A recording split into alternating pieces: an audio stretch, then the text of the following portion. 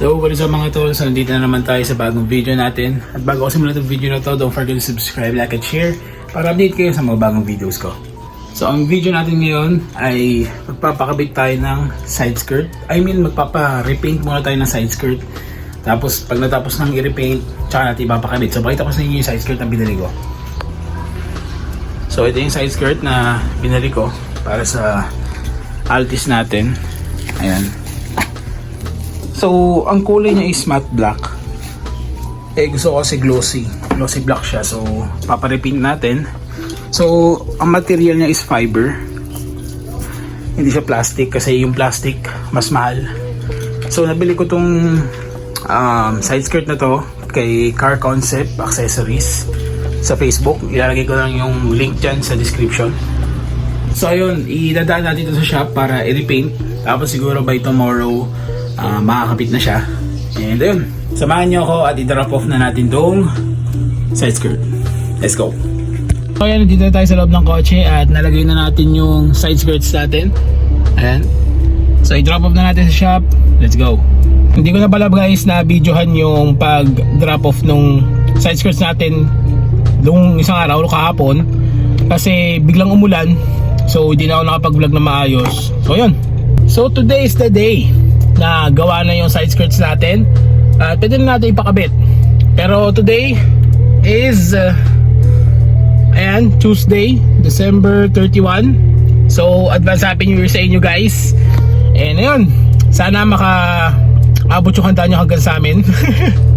So ayun, samahan nyo ako puntahan yung shop at kunin na natin yung side skirt at ipakabit na rin natin. So let's go! Ayan na nga, at kinakabit na yung side skirts natin. So dito, tinatanong nila kuya kung gaano kataas yung paglagay ng side skirt. At tinis ko na ni kuya dun sa right side, sa unahan, para makabit na. So ito naman yung different angle, no? Tapos na yung sa unahan na right side. Wow, kala mo, vlogger. So ayan, nakabit na yung unahan. So likuran na lang yung i-screw nila. Yan, i-screw na ni kuya, gigil na gigil. Shoutout nga pala kay kuya kasi 31 na ngayon pero that close sila ngayon pero yun, tinuloy pa rin nilang ikabit yung side skirt ko. Thank you, maraming salamat sa inyo kuya, no? Happy New Year. So ayan, kinakabitan na ng screw sa ilalim din para dagdag secure, para di matanggal agad. So ayan na yung finished product, no? Dito sa right side.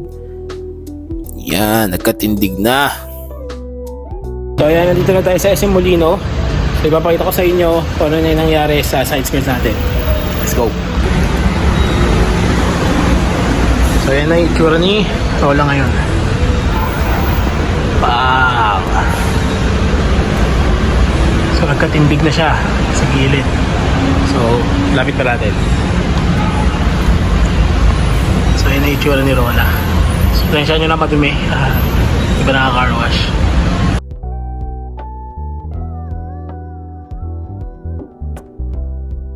So all in all, ang nagastos ko is yung side skirt is 4,000 kay Boss Miko.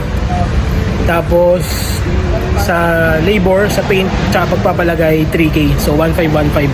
1,500 kasi per panel. So ayun. Don't forget to subscribe, like, and share. And see you on my next video mga tol. Peace.